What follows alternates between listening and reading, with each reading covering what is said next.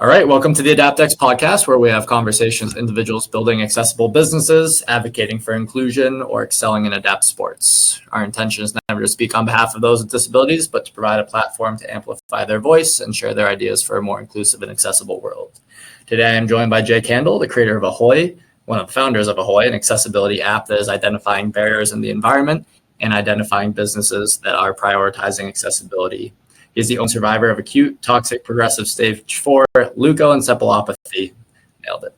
And today we are going to talk about his journey of recovery and now turning his challenges into improving the lives and addressing barriers for other individuals with disabilities. Jake, thanks for coming out. Yeah, thanks for having me here. I haven't been to Lancaster in a while. For probably good reason. There's not much out here. So it's pretty. So maybe you can give us a little bit of a background as to, let's start with Ahoi actually. So, because people probably mostly start with your story, and I want to focus more so on how you've taken that story and turned it into something positive. So for our listeners, what is Ahoi and what does it do? So Ahoi is an individualized, personalized, mobile technology experience. So like an app that you can put in your needs and your wants, and we'll give you a percentage rating to how accessible it is for you specifically or the person you're caring for. And so think of a Google Map experience, but just personalized accessibility ratings. We're taking the mystery out of accessibility, and that wheelchair icon they put on everything is a little meaningless and ambiguous unless you know actually everything. It's not just the entrance, it's the bathrooms, it's the grab bar orientation, it's the seating, it's the noise, it's the lighting, and that's what we capture. Can something ever be universally accessible for all individuals?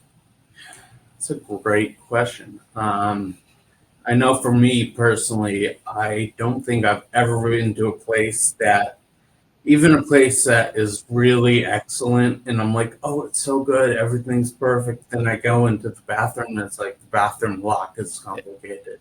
I don't know, though, because when you think about sensory and vision and hearing and everything else, it gets so granular to find a place that will check every single box and then some. But I know businesses, especially around Boston, are making strides to be better. Like Fenway Park has sensory rooms now. I don't think they had that back in the day. Yeah, one thing in an episode with Brad McCannell, who works for the Rick Hansen Foundation, they're like a big accessibility audit governing body in Canada. He mentioned how he's worked on a lot of airports, and he talks about how they'll put like noise canceling strips of like rug down the middle of the airport, which makes it easier for people with auditory, sensory overload, hearing issues, but it makes it harder for someone in a wheelchair to ambulate down the airport. So like there's always give and take. Yeah, exactly. I think we might get to a place in the future where there's strides in universal accessibility, but even if it works for 90%, there's always that 10% that are like, this isn't great. The other thing I didn't mention about Ahoi that we do is sidewalk navigation. So there are all these impediments out there that, again, are extremely subjective to people with varying abilities. So Google Map walking directions don't really work well for people with mobility devices or vision issues. So what we do, we have something called obstructions, and it takes about 30 seconds. You click the obstruction button if you're going by a missing curb cut or scaffolding or block path, whatever it is. You can flag that. It goes into our wheelchair map. You tag it, you time gate it, and then other people can see it. And coming very soon, we will navigate you around that based on your tolerance and your modality. So it's that A to B direction solution, customizable to your needs on that day. I would imagine one of the challenges with that is the transient nature of construction to a degree. Like you might go and mark scaffolding one day and then a couple of weeks it's gone. So like how do you address, I guess, that constant iteration and adjustment? True. So it is user generated content. You think of things like ways, it's like confirm or deny. So there also we are partnering with different organizations. So the cities have good visibility into construction and road closures, sidewalk closures, scaffolding, that stuff. But we do want to rely on our community of users to flag this over than just what the city says, because even they don't know sometimes. Yeah. You think they would, but you know. Are you rating businesses? Like, how does a business receive a rating that can then be relayed to you for like the score? Can you re-ask? Yeah, that wasn't well articulated. So like you come into my gym, you notice like these are the issues with the bathroom, like the front door is pretty good, but this is a challenge. Do I receive a rating? Yeah, so this is something we've been working through internally. We thought it was pretty intuitive, but the way the rating works, it's not based on your business. For example, this gym, it's like you check whatever boxes, right? The score you will see is based off your profile of your needs. So if you're somebody that needs handicap parking or accessible parking, automatic door button, and automatic hand dryer, that's all you care about, right? You would get a fairly good rating because you have parking, you have the automatic door button. I'm not sure if you have the hand dryer, but if you didn't, that rating would reflect that user's wants and needs. Okay. If that makes sense. Yeah. Is there any maybe point where you guys can help businesses become more accessible, like provide guidance for them? Yeah, I was actually just in a meeting that ended 10 minutes ago talking about this very thing. And yeah, we absolutely want to create kind of a feedback loop where we can let people know what small changes they can make, which in a lot of times are lower costs than people think. And there's also a lot of government funding to make these changes. And it's a good business move too, because absolutely. There was a report I'm blanking on in 2023 that, it's actually, they have big ROI. So, you invest 20K into doing something, like you will get a return on that investment. Yeah, absolutely. Because I think there is that misconception that accessibility has to be expensive and that there is an ROI. I know people will say like, well, people with disabilities don't come into my business. And it's like, yeah, because they can't. Well, I wonder why. Yeah, exactly. Right. So having that feedback loop, I know would be awesome for me, because I'll have individual conversations with our clients and be like, what do I need to add? What do I need to do? And that's, I guess, maybe goes off of that. Accessibility is a little bit individualized in that regard. Like what's accessible for one person might not be suitable for another. But the more feedback, the more individuals you can kind of reference, I guess, the better input you'll have. Definitely. Yeah. So that is in the roadmap. Yeah, like that. For sure. What has been the process of developing an app? Because I know it's not easy and it's not inexpensive. Yeah. So I can answer that in many ways. I can go back to Inception. Yeah, let's go back to Inception. Yeah. Okay, so we haven't touched on my story. We can loop back to that. Sure. Whatever you feel like is necessary to get to why the app was created. Yeah. Okay.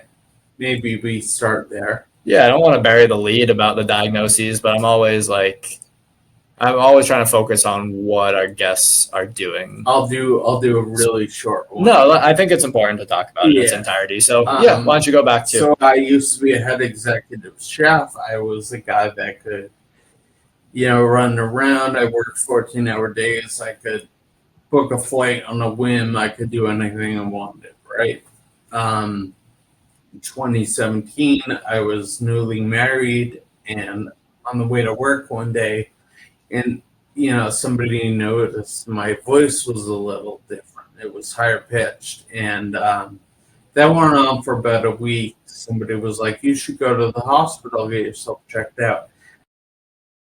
Me being me at off, and then my balance kind of went a little bit. I noticed I was walking down the halls, and I was holding the walls. And eventually I walked into the hospital, and I went to the ER. They said, we think you're having a stroke. I was like, I don't think so, because it's been happening for about a month. Long story short, they heard my voicemail and realized I was talking in a completely different voice. I was admitted, emergency MRI, and in the morning, team of doctors came in, somber looks. I immediately knew it was bad news. And they're like, we're really sorry you have this extremely rare terminal progressive brain illness called acute toxic progressive leukoencephalopathy. And you have 6 months to live. Month 1, you won't be able to walk. Month 2, you won't be able to sit. Month 3 and 4, you'll be bedbound, lose the ability to eat, swallow, and talk. Obviously, that was a lot to hear, but everything they said would happen did happen. Month 5 and 6, I would slip into a coma and likely die. That obviously did not happen. The coma part, which was actually something called locked-in syndrome, which is essentially a coma you're conscious through. So I was stuck in my own body for 10 months, 6 of which were on hospice. Anyway, somebody noticed I was in there. I started to communicate by eye blink, and that led to my 4-year recovery in the hospitals, where I became unparalyzed and learned how to talk in the slightest. If I was doing this podcast back then, you would have had a very hard editing job, because you'd be like, what did this guy? But anyway, I get out of the hospital, come back to my community of Boston for the first time in 4 years, first time in a manual wheelchair requiring 24-hour care, and I couldn't even leave the house except for medical appointments. And I just remember I was going to a bank, and my personal care attendant was using Google Map walking directions. We're going down this, 1,000-foot sidewalk, and there was no curb cut, and I just got out of surgery. Even if it didn't cause pain to go over that bump, I don't know if she could have lowered the chair off that. And that was the first thought. I remember being like, why isn't there ways experience, like for navigation for the sidewalks, specifically with me and mine? We're rerouted to out of the way, and we came to a staircase with no elevator. And I just realized, I was like, wow, this is like crazy. I gotta get back to the doctor. I wasted 2 hours. So that was the first idea of it wasn't even an idea, actually. It was just like, why doesn't this exist? I'm going to look for this, and I couldn't find it. And then I started reconnecting with old friends, making new friends, and family were inviting me to places. And I had so much anxiety about going, because I never knew if it'd be quote unquote accessible for me. And personally, people throw around that term, and I think it's overused and turning into a meaningless term, because what everyone views that as meaning something else, right? So, family and friends would be like, oh, we called, it's accessible. I'd kind of roll my eyes like, oh yeah, okay, I'll try, and I go there and there's a step, or I can't use the bathroom, so I have to not drink water. There's just no way to really live if you don't know. So I got invited to a dinner with a bunch of new friends, And they're like, "Do you want to come?" And I'm like, "Well, yeah, but like probably not." And they're like, "Why?" And I'm like, "Well, you know, the accessibility thing." And they're like, "Oh, like it's fine." And it was right by my house, so I was like, all right, I'll go." And I was kind of a little embarrassed, self-conscious, whatever. I got to the dinner and I can get in, but it was that time in the meal where, nature called, and these guys being gentlemen were like, "Do you need help?" And I'm like, "Nope, I got it." I'm kind of like that and a little self, what's a word? You just want to be Well, independent. yeah, but also like pee shy. Like, you're not coming into the bathroom with me, dude. Like, no. So, I go, and the door is really heavy. I do that like foot trick, but my legs and my feet weren't really that strong at the point. I get in, really complicated stall lock, and I had to do this kind of complicated transfer. So I wanted the door to be locked for sure. Took me about, I don't know, 10 minutes. Go to the bathroom, and I can't get the door unlocked. So now I'm trapped in this bathroom. And I'm like, what do I do? So I keep trying to unlock it, can't get it. My phone's like ping, ping, ping. All these guys are like, "Do you need help? Like, did you fall in?" Making jokes. I found that funny. And eventually I was just like, "You're not gonna believe this, but I'm like locked in the bathroom. Can you come get me?" And I see typing, and then next thing you know, it's a couple guys in the bathroom. Anyway, I get back to the table, and I was like, "You see what I'm talking about, guys? Everywhere I go is a nightmare.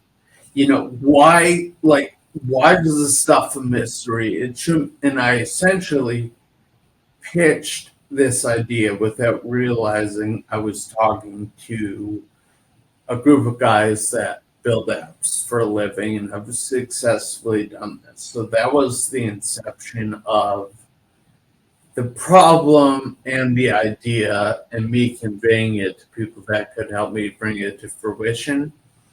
And so that was a very long story of my background and telling you the first step. Yeah, and that's what I mean by like taking your lived experience and creating a solution that's going to benefit a lot of other people. So I know a lot of ideas that are related to inclusion and accessibility often get a lot of praise and compliments just because of the nature of the idea.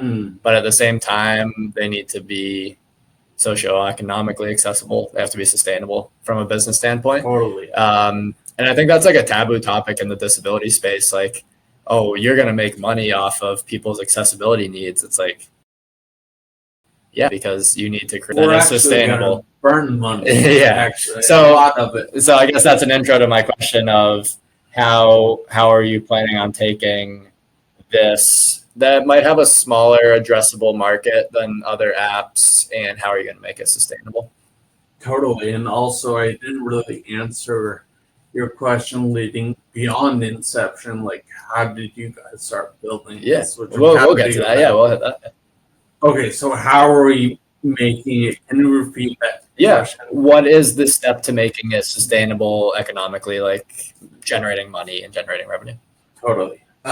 So there's a lot of ideas, obviously, and I'm sure a lot of the companies you talk to have ideas. So the approach I took, and the rest of my team and co-founders took, where we wanted to really nail the product. A lot of times when you're building tech and you got people that, like, let's say you have money to hire, they would typically build something flashy, build a deck, prioritize flashiness over functional to show what it could be. We took the other approach. We wanted this functional to build an MVP versus just flashy glitz glamour. So we started doing that. I started utilizing my networks within as somebody that recovered for 4 years within the MGB network before they were even called MGB. And knowing all these therapists and stuff, I relied on those relationships to get in touch with others that were recovering in my outpatient setting. I reached out to people who recovered with my inpatient setting. We did a lot of user research to kind of figure out the exact pain points, the biggest ones, and make a list of priorities to build what. And we aimed for this individualized, customizable solution to take that ambiguous wheelchair icon out of the equation, to just be like, this is what I want, this is what the place has, compatibility score, so how do we now make that into a business? All right, so there's a short term and there's long-term goals. Currently, we don't really make that much money, but we have so much promising partnerships within government going on right now, that there will be some revenue generated from that. We are really focused on solving the issue first, but you can think about sidewalk data, right, being a monetizable business, right? The Ahoy app knows all over Massachusetts where these obstructions are. Municipalities don't have great visibility into this aside from the 311 app, which is typically used by your suburban higher income family talking about a tree branch versus a sidewalk, a missing curb cut, or a giant pothole that will knock over a wheelchair, right? But it should be prioritized by safety, and that's kind of lacking, right? So that's an area to partner with them to, again, build this reciprocal feedback loop, but also show them, look, here's like a heat map of all of the things you should prioritize and fix. There's, kind of the Yelp model where you think about boosted search, you think about the ad revenue prospect. We have a pretty unique niche market where, one of my co-founders founded Drizzly, right? And that was an alcohol delivery app, and the alcohol companies finally had a way to talk to the liquor store directly, so they pay a premium on ads, like something like 3x or 5x, to talk to that captive audience, which is similar, I think, in this case. So what are some of the other things? More in the short term, we're doing a lot of skill building. We currently have 22 interns, right, with pretty diverse, varying disabilities and abilities. So there's this like skill building impact kind of training angle that we can utilize to help continue to build the mission, right? So and then like way in the future, you think about a booking platform. You want an accessible cruise or an accessible hotel room or a ride share or like whatever it is. There's also, we are in early conversations. I wouldn't even say that, like unofficial early conversations with the MBTA. So you think about just like obstructions, indoor obstructions, such as out of order elevators, out of order buttons. And if you're using a subway stop and you're out of order elevator, that's not going to work for somebody who can't take the stairs. So there's, kind of some revenue streams within there. I don't think any of these would be big, but again, we're really in the whole team. We have a great team of experienced senior engineers, designers, product people, finance people, team of 8 that could honestly be doing anything they could do, right? Want to do, but are doing this because they believe in the mission. So, yeah, we're in this the long road to make this work anyway. Yeah, I think of a lot of the other conversations I've had on this podcast. One with Dawn Oates, she's in Brookline, and she talked about how she's doing a lot of advocacy work for some apartment complexes that always have elevators that are broken, and how the state isn't always too proactive in addressing those things. And I know there's been a couple stories that she's kind of solicited that where people were basically trapped in their apartment for a week or two, couldn't get to work, couldn't go anywhere because of the elevator being broken. Yeah. And I wonder I wonder how much of it is, the work that you do and how much is it needing support from legislation and from the state. And so it's good to hear you talk about how like MBTA and all the other municipal government companies want to get it. It's a tough nut to crack, and I think you really need to show value and show that you can execute to even get in the room with them. But you're absolutely right. If this way undervalued sector of, I don't personally love the term disability tech, but I know it's being thrown around a lot, so I'm going to use it. Yeah. And I think it's why people are just kind of like, oh yeah, that's too small of a market. It's like, I don't know. 1 billion people worldwide with a disability. Exactly. It's not a small market. Yeah. But I think if legislation and government kind of viewed this market and wanted to get more involved with this market, that could be really powerful for all of us that are in this market. At what point do you think you go beyond Massachusetts, or like kind of what's like the nationwide scaling? Yeah, so we are open in the US and Canada. Most of our data is Massachusetts. Now, we do have reviews in about 40 states, but for this to be a really useful tool, you're going to be in Mass. And, even certain areas of Mass are lacking. But, we specifically made this strategy as starting in one area, growing it from MVP to an alpha till we have a recipe to take it state to state, city to city type thing. So like we are open. We do encourage anyone of any ability, any person out there. I mean, what we're doing is also relatable to strollers, to the elderly. It's not just your, wheelchair, right? It's relatable.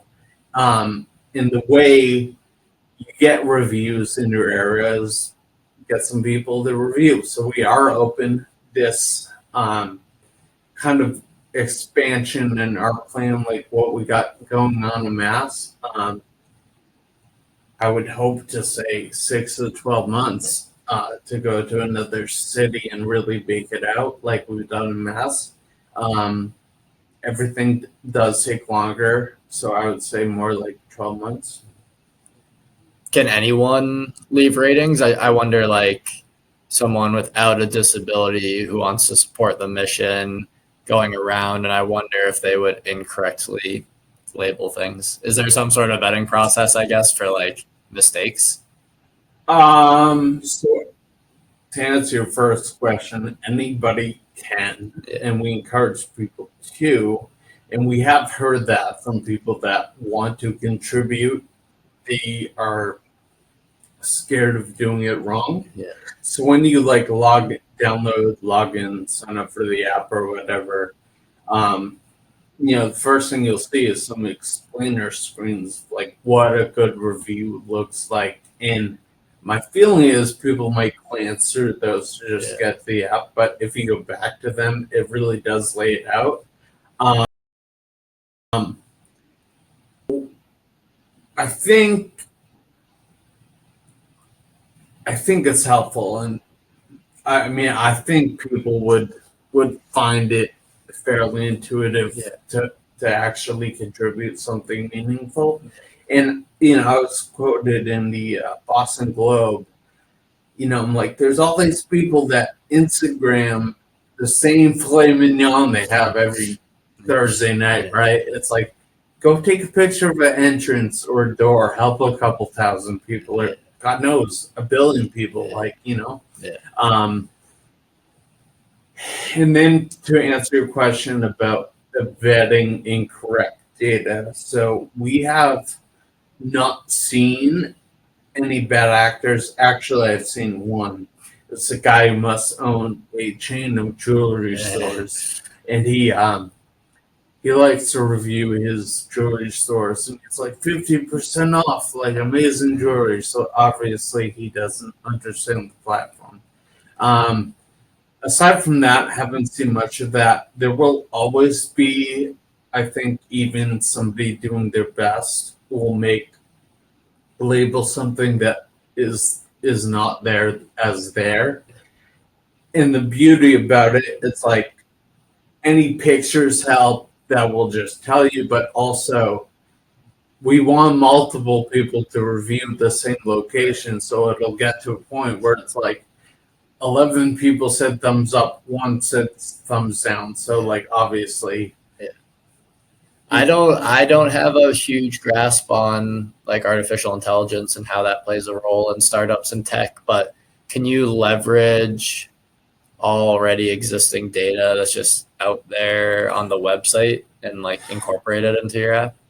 Yeah, that's something. Well, two-part question. I think leveraging AI and like can you scour pictures? Yeah. I don't know. So Google Maps has like a ton of pictures, right? And it's usually not the entranceway. Sometimes it is if you look on Google Street View.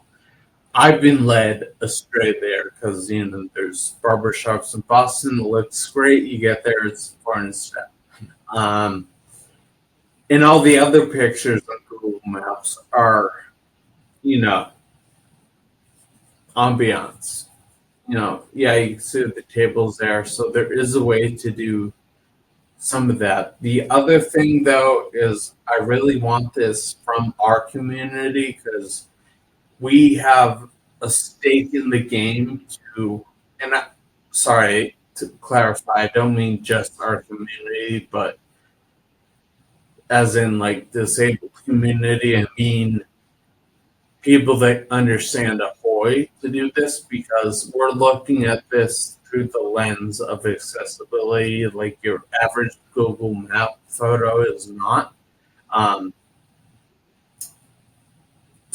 And then to leverage AI, right? There's all kinds of crazy stuff out there that we are implementing to streamline our review process.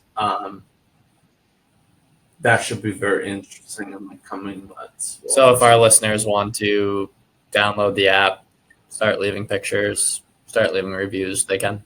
Absolutely. And the app is AHOI, or Ahoy with an I. Yep, and ahoymate.com for the website, right? And ahoymate.com. I'll include that in the show notes for sure. Yeah, also you can just Google Ahoy app, and I definitely come up. My personal story is on the internet for sure. It is on the internet, yeah. I think like when you were describing your medical history, you kind of glanced over it. For sure.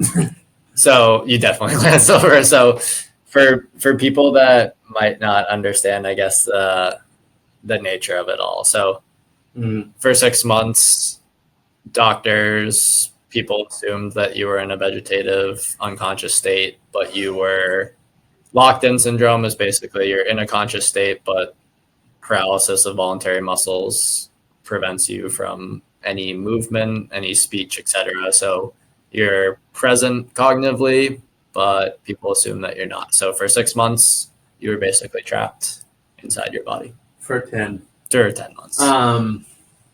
Yeah, it was really unmeasurable, and I know folks can't see me. I'm actually kind of smiling just because of the sheer ridiculousness of the situation. I didn't even know something like this could happen. You know, I look back at a House episode where they did portray this, and I probably saw that before it happened to me, but it wasn't super accurate. But yeah, you know, it was.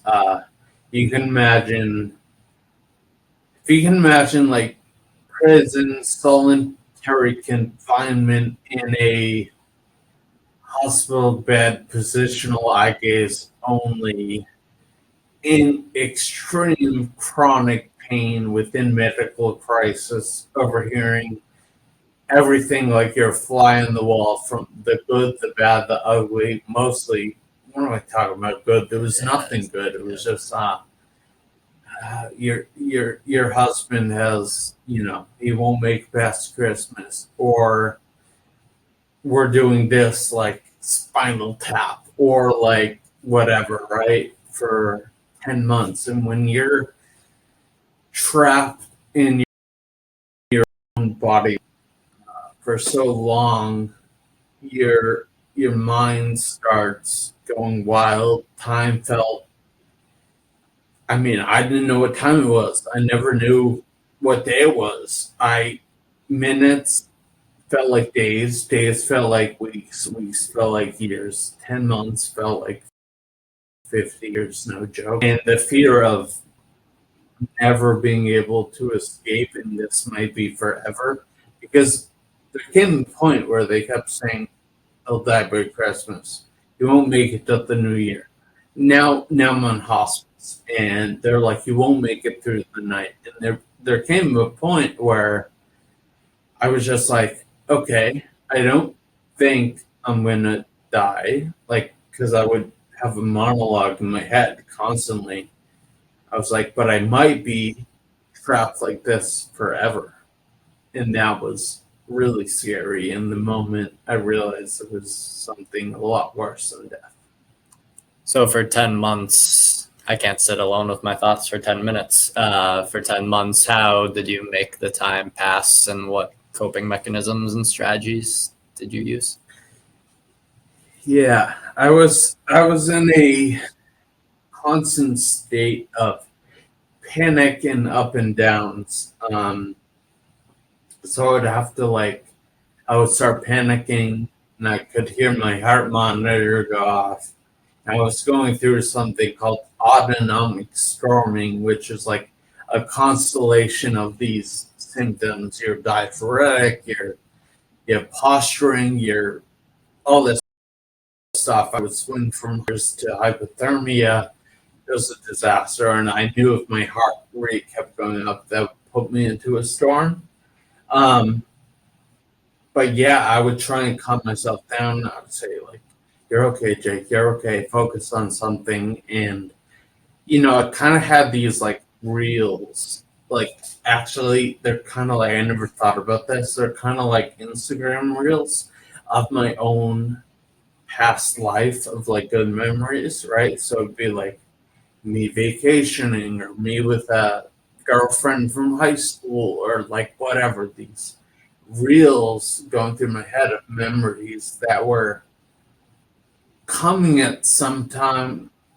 Sometimes they were coming, other times they were reminding me of what I had and what most people my age were doing in life, and here I am dying in the NeuroCU. And so, but yeah, it was, every time I would go into a kind of a spiral of those type of thoughts, there would, you know, probably for worse, but there would be some medical crisis or some extreme pain, or even you can imagine the most. It's going to sound weird, but I have a feeling a lot of listeners and you can relate. Um, Something that could stop horrible pain in all thoughts for me was a simple itch that I could not survive. So I'd have an itch, on my back, and it would be frozen, and I'd be like, oh my God, I'm so itchy, and it would hurt. The itch would hurt. Yeah.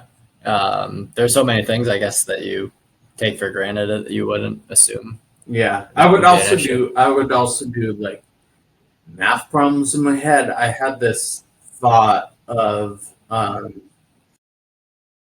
well, nothing else worked except my ears in my brain. There was actually something else that worked that I imagine we have some young listeners maybe, but you can get what I was going at. But I had this thought. I was like, I got to keep this brain active, which it was because I kept talking to myself. But I started doing like math stuff and thinking about geography and yeah, I've been to Hungary. What's the capital of that? And, Has this experience for doctors, I guess, changed how they treat people in comas and in vegetative states? Like, how did they determine that?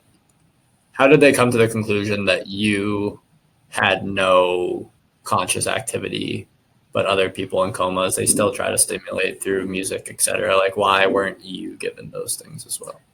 Yeah, it's interesting you bring that up, and it's a complicated answer, but being in Boston and me being treated at Mass General, they are the doctor that was my attending in the neuro ICU and neurologist. Probably going to call him out by name because he won't mind. Great man, Brian Edlow. He's kind of the pioneer of covert consciousness, which is detecting when somebody is locked in. And now evidence shows that 20% of people in comas or perceived vegetative states, perceived comas, are actually locked in and talking to themselves just like I was. So I read an article in 2019. I couldn't yet talk, but I wasn't locked in. And it was in New York Times. It was about that very stat I just quoted.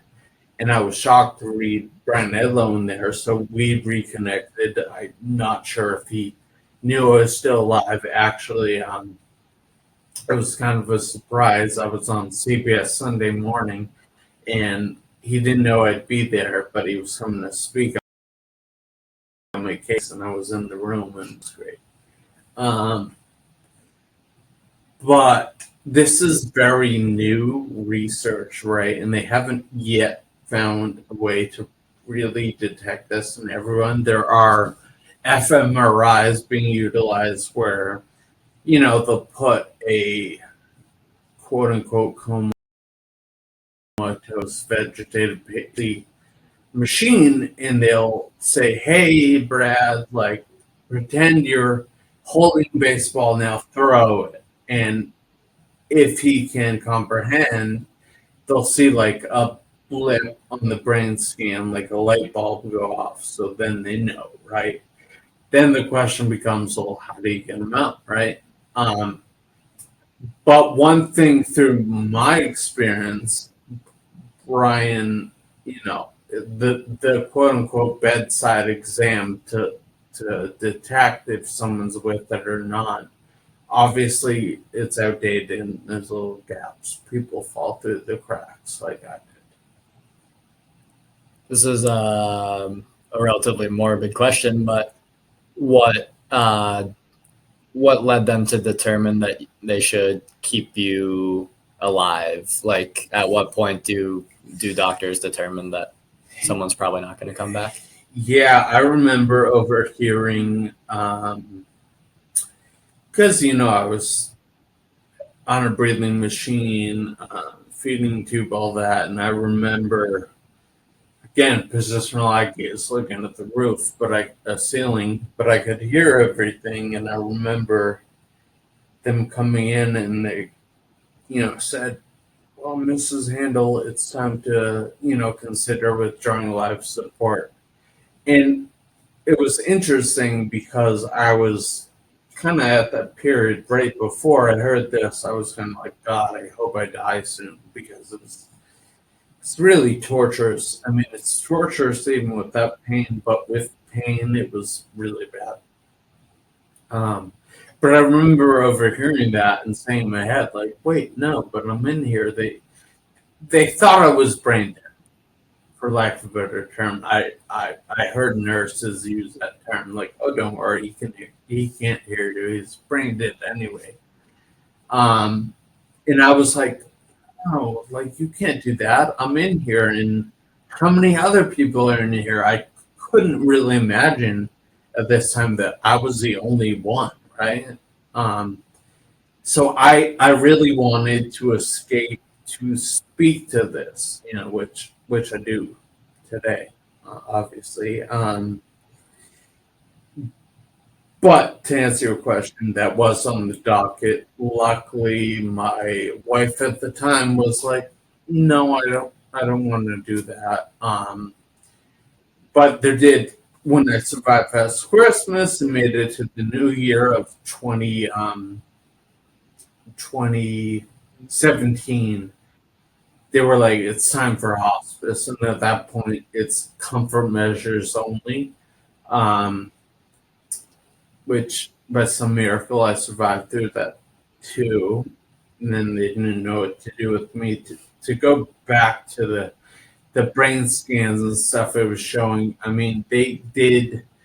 I don't think I qualified for the fMRI program when they were doing that, was like kind of newer back then. And I missed the qualification of that study by like 6 months or something, which is also kind of weird. But they did do this like EEG helmet on me, similar, but it didn't show any either, which also is kind of like, well, like, is someone falling through the cracks of the fMRI?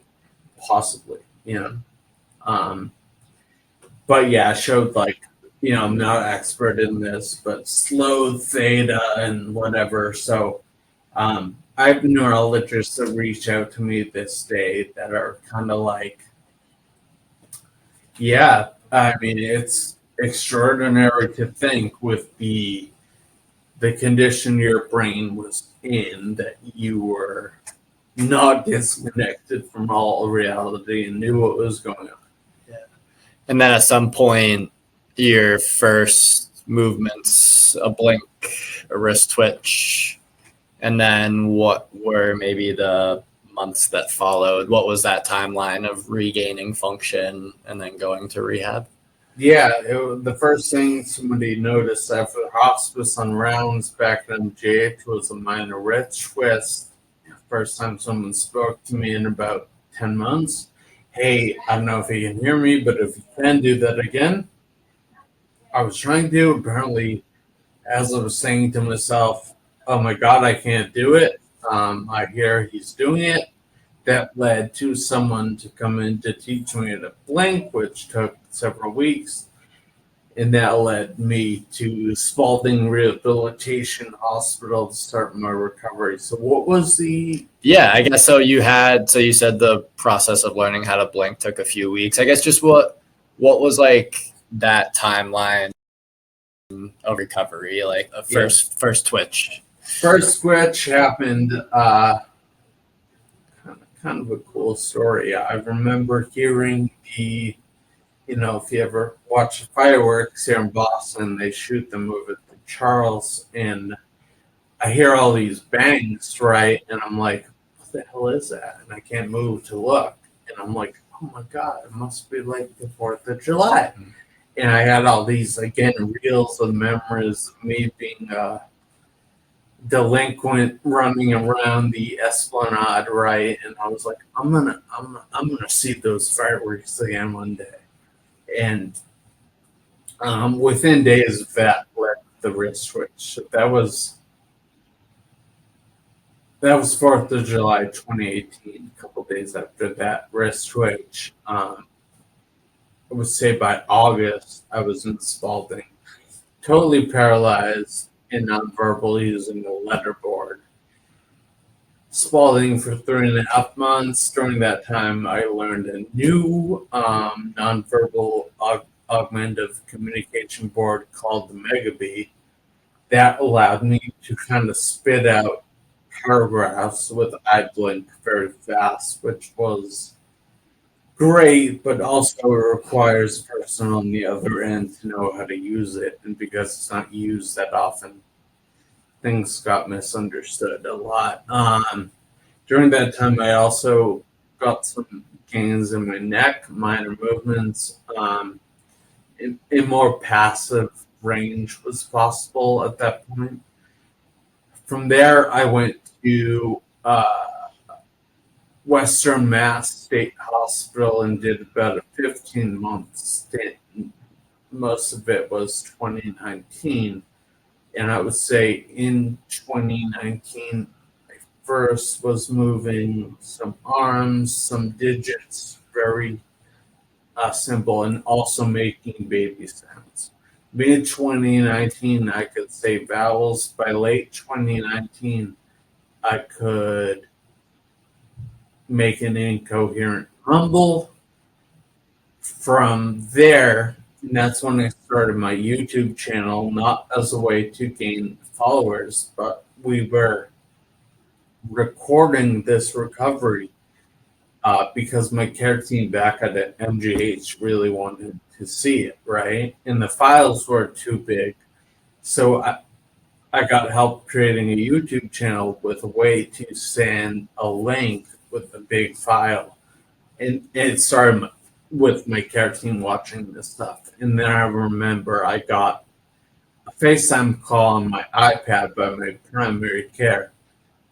Best guy in the world, saved my life. He was the guy that noticed the movement still caring for me. And he was like, I think you've kind of outgrown Western Mass State Hospital. I want to bring you back here for like 20 consults and get you back into Spalding to do serial casting and then relearn how to walk. So went back to MGH. I was there tail 19, possibly beginning of 2020. There was an issue with me going to Spalding because the serial casting would take months, but I couldn't stay there for months and then walk. So they wanted to find a hospital setting I could live in and me do serial casting by Spalding outpatient. So I went to Tewksbury State Hospital.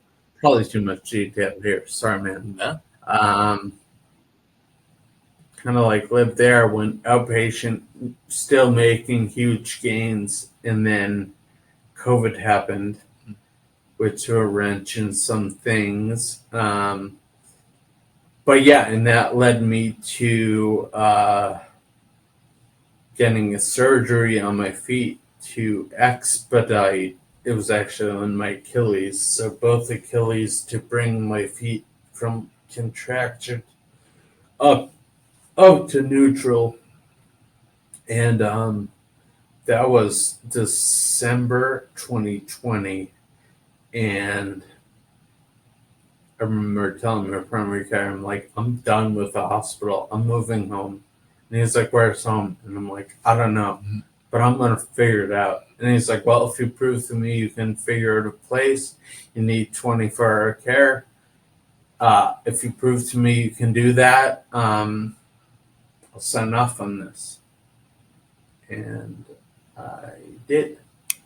There were a lot of help. And, you know, COVID, again, was a gift and a curse. There were a lot of really highly qualified, overqualified people that were looking for work because everything was locked down. So I had a bunch of people I could interview that was like, oh, I've never been PCA, but Sure. I'm willing to do it. Yeah. What were the qualities that you found most effective in your physical therapists, occupational therapists? Like, I guess what characteristics could someone who's listening, who works with people with disabilities, take away to make like the rehab experience better? Totally. Ooh, there's a lot there. So I felt throughout, regardless if I was at Spalding, best rehab hospitals in the world, or Western Mass State, smaller one, all my therapists, regardless where they were able to relate to me, and I could see in their eyes how much they cared, and that meant a lot to me. I also felt like they were going a little above and beyond with checking in on me, seeing if I needed anything. This like positive reinforcement that they would do was very helpful. Some people, I mean, I have no idea if I was doing good at this, but that was something they would say, like, oh, wow, you're so good at this. And me hearing that and kind of thinking to myself, like, well, I don't think I'm great at this, but they're like, no, you're actually doing this. Like, you're really, they made me believe in that productive reinforcement with the repetition really, I think, paid off for me in all areas and continues to pay off for me. Yeah. Them telling me about themselves and having a kind of personal, I mean, even in nonverbal settings where I could communicate nonverbally with them, just like hearing what music they like and me being like, oh, me too. And they're like, oh, let's play that when we are in the gym next. And that would really help. But I think this like personal relationship, I have a feeling like some practitioners maybe don't want to do that always, but that really helped me. And I feel like it would help most, not all. Yeah. I mean, if the patient doesn't want that, then Right. you know, whatever. Yeah. Or maybe you try once, and if they're like, dude, leave me alone. Yeah. Yeah. One thing that I think was kind of part of your initial answer there was that your care team presumed competence. They held you to high expectations, and they had a lot of belief in you, and maybe you didn't have the same in yourself. So, like, I think that's one of the like primary ethos that I try to share with fitness professionals that want to work with disabilities is to assume competence. Yeah, and they, you know, along the same vein there, they pushed me outside of my comfort zone. Yeah. And I would, you know, I have a major fear of falling still, right? Because my balance, I got no cerebellum, believe it or not, left. So my balance is kind of gone, coming back slowly. But I would have, they'd be like, you're good, you're safe, you're okay, I got you. And I'd reconfirm with them. Are you sure if I go for this and let go with both hands, try and take a step, like, you really got me? Oh, we got you. Yeah. What do you think, what's your primary goal from a physical recovery standpoint? Like, I've had conversations with wheelchair users, guests with spinal cord injuries who are perfectly content with using their chair. They view it as like a vehicle to independence. And while other people have a desire to walk again, and they put a lot of their eggs in that basket. What do you think are your primary physical goals? Yeah. I have a lot, right? So I would say I have a good life. Everything's okay. I use a scooter. I do use a walker here and there. I'm in the house. I use a walker, right? Going out, not new, but relatively new. I'm still dealing with like heavy doors, and actually fell. I was in Virginia in a door last month, and I pulled it really hard, and I was with the walker, and I fell back, and that was my first real fall from a walker, and it was really interesting to me that I didn't have any reactive balance, which is something I'm really working on in physical therapy. But I did have some fall reaction stuff that I didn't know I was doing or realizing because I didn't hit my head on the floor. Like, I put up my elbows and like, I didn't know I still had that. So like that is there. And also I would catastrophize that. So it's like, okay, if I fall, I will likely break my back and I'll be back in the hospital forever. Right? Not like I'll get back up. Like that didn't even register as a possibility. But I did. I got back up and I actually kept using the walker, and I went out to dinner where I was headed with my dad. And but where are my goals? Okay, so obviously I have these balance issues. I still have some contractures in my toes. Currently in physical therapy right now, we are working on getting me more independent in my gym at home, doing rowing, doing the treadmill. Now, getting on the treadmills, okay, even though somebody that's listening or will be JJ, I know I didn't get on last night. He's calling you out. Yeah, he likes to push me hard. But like I have a hard time hitting the stop button. Obviously, you've got to stop the treadmill if you can start it. So that's something I'm working on. Getting more independent now in PT at MGH. I'm working on walking with no device in PT. I need someone behind me, usually gait belt on, but like I can do it. I can't do it for that long. I get nervous. I get stuck. Working on this stuff, working on reactive balance. There's nothing wrong with being in the chair. There's nothing wrong with using a walker or a cane. If that gets you independent and you just see what you want to see and like total.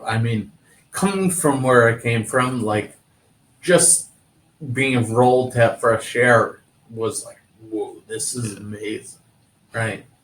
So like drinking water, like amazing. I don't have to have a feeding tube or like thicket, right? Like thick water. But my goal though is to really get to a place where I'm walking with no device. I think there's a equally as big mental barrier for me as physical confidence. Because when I get freaked out of like, oh my God, there's nothing to hold on to, I'm in open space, I become more toxic, more shaky, and that is when I'll fall. Yeah. Whereas if I was just relaxed and kind of and even if you fall, if you're rigid and freaking out, you're gonna hurt yourself more. Whereas that's why, you hear stories of drunk drivers in this massive wreck that didn't have a scratch on them because they're super relaxed and not caring the world, right? Yeah. Next spring, we'll have to get you out to do our 5K. Yeah. Either walk it or roll it or whatever you got to do. Walk it. It might take me 28 hours. That's fine. We had guys, one post-spinal cord injury that did it this year with a couple of my coaches with a gait belt. One of my guys post-stroke that did it with a cane. I will take you up on that. We'll see you there next spring. Gives you about a year to get ready. Let's go. What can the fitness industry do more effectively to be more accessible and inclusive? Gyms, etc. Trainers. Yeah. So I'll start with gyms. some of the doors to get into gyms are like really hard. They're heavy, they're complicated, and when you're somebody in a mobility device, whether it's with the wheelchair, I now have figured that out. Like, I don't take this scooter to the gym. With walker though, which I'm trying to do, it's like extremely hard, and like I said, like I might fall back. Okay, that's for getting in them. Obviously, spacing between machines is big. Usually you can't wheel up to transfer onto a recumbent bike or like whatever it might be. So you would need to have the ability to take a few steps. Obviously,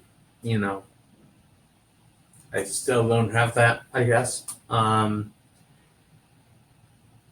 There are certain machines that they could include, like machines I've seen at Spalding, for example. I mean, they might be extremely expensive, right? Like, but I even think there are, and again, this comes down to the individual, because there are certain treadmills that are, have the hand grips here versus out here, up versus sideways. I don't know for listeners if that makes any sense, but that's like individual. But I noticed there's a lot of machines I want to use that I can't transfer to, or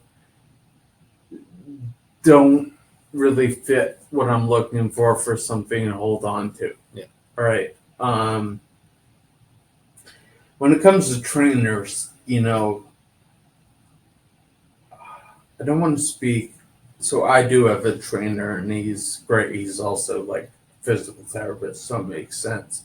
But I think when it comes to I imagine there's a bunch of people with ranging abilities that would want to get a trainer that probably Google search it and then look, and they're like, will they really be able to make adaptations for me or understand my coordination issue or whatever it is, that probably makes them not reach out to that person even though they want to. So, if a trainer's down to help with somebody that has, God knows, I mean, it could be anything. It could be literally any ability, right? If they're down, they should make that clear that they, do adaptations or focus on, what type of training. Because there was a trainer I was thinking about asking that I kind of know too, a little bit, that I haven't do, because I was like, oh, I'm not at the level of his training, but I'm sure.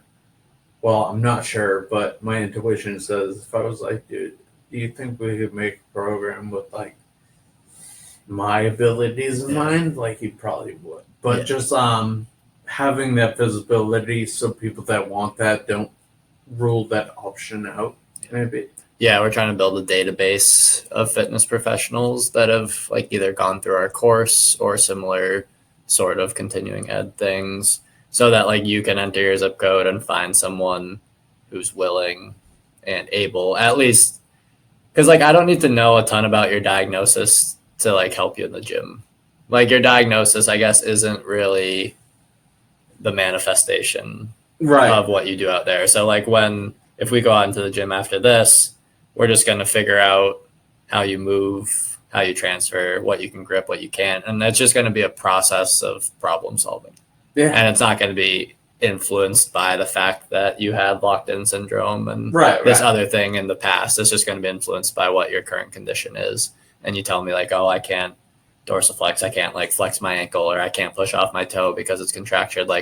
That eliminates certain exercises, but it doesn't eliminate your ability to exercise. So just, I guess, the willingness to problem solve is probably one of the key characteristics. Yeah. I wonder, have you ever had somebody nonverbal come to your gym? Yeah, we've got guys. How do you Whether it's communication boards, whether it's technological solutions. A couple of my guys use an iPad for their workouts. But yeah, a lot of it, I've been a caretaker for a boy with autism and Down syndrome who's relatively non-speaking. So he has some words, but it's predominantly scripted. It doesn't always have significant meaning to it. And oftentimes, I guess it's just building rapport. Body language and nonverbal communication can kind of tell you a lot about what someone's drawn to. And we just kind of communicate in that way, figure out someone's preferences and their dislikes and craft a routine based on that. But I guess it's in the same way as the figuring out the physical challenges. It's figuring out the language and communication challenges and just going through that. So. Awesome. So ultimately, it's just, I guess it's having a transparent and an open relationship with the clients and not letting their diagnosis completely dictate the decisions, but letting their preferences and stuff do so. So Jake, we covered a lot, talked for a while. It was great to hear your story. It was great to meet you in person. I really appreciate you coming out to beautiful Lancaster, Mass, all the way from the city. If people are interested in following along, learning more about you, I know we plugged the ahoymate.com, but what's the best place for them to find you?